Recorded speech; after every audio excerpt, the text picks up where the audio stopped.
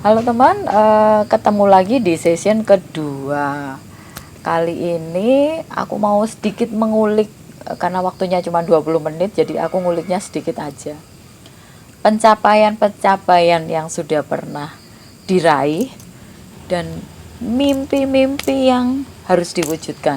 Apa wae Mbak Ika? Monggo Mbak Ika. Pencapaian Sorry. pencapaian Iya, apa wae. eh Kayaknya kan udah beberapa kali ke luar negeri toh. baru 2 kali kebetulan. Baru 2 kali. Terus ada sih, jadi ini yang awal-awal itu ikut pameran pameran dan event internasional tapi online.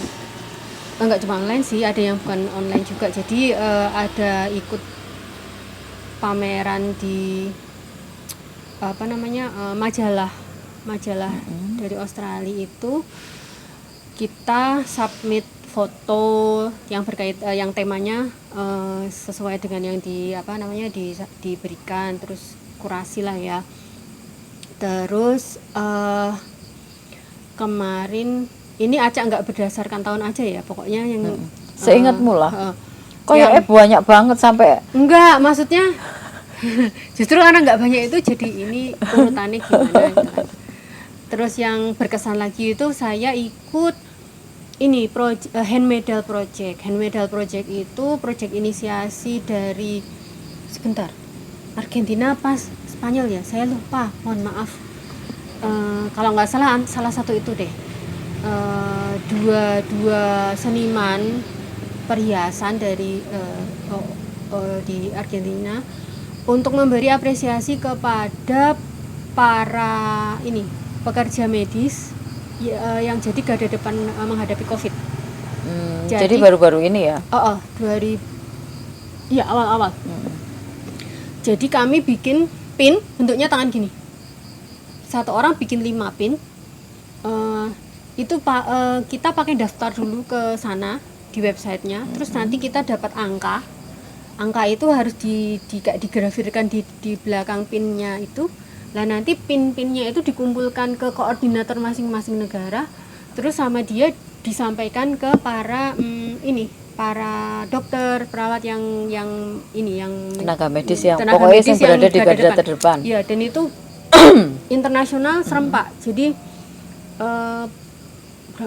semua benua ikut kok, itu ada 1000 berapa seniman yang ikut. Itu pokoknya crafter, seniman, intinya bikin itu. Nah itu asik banget karena kan itu ada prosesnya kan, mesti kita daftar, terus kita dikasih ini, terus kita dikasih deadline, kamu harus produksinya bulan ini, terus kamu foto, kamu tunjukin, diposting, terus kirim barangnya. Kebetulan di Jakarta kan, koordinatornya kirim ke Jakarta, terus baru ini. Jadi ada tahap-tahapnya dan semua ditampilkan di Instagram gitu dan di website. Seru juga sih, jadi kan karena apalagi tangannya itu cuma ukurannya segini, 5 kali 2 cm. Oh, kecil banget. Kan pin cuma ditaruh di sini. Okay. Gitu.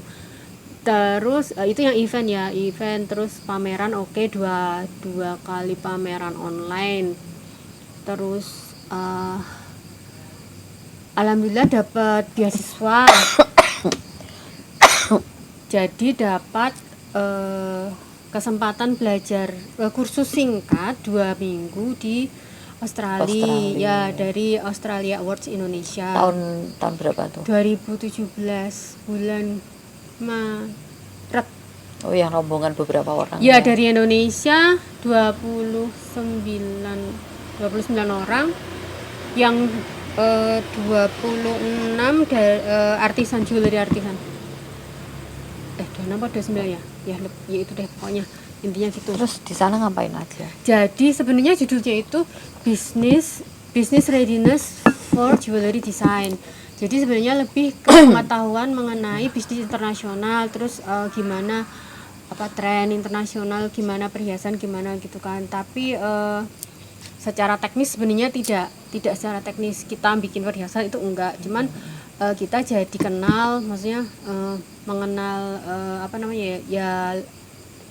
artisan-artisan di sana, terus diajak lihat pameran perhiasannya di kota, saya kebetulan di Brisbane kan,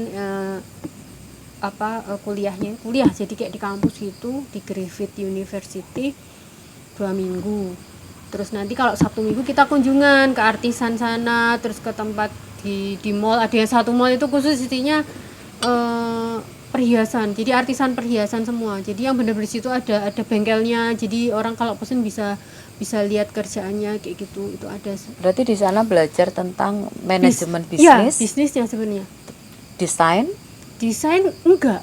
Oh malah enggak. Enggak, kita cuma desain itu cuman kalau kita kunjungan aja, jadi kita kayak mengamati gitu aja sih.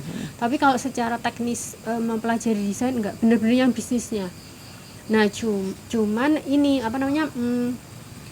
serunya itu karena ya satu jadi ini ya bahasa Inggrisnya lah jadi lebih ini ya, lebih terasa juga. Karena Terus 2 minggu di sana, iya, lumayan itu.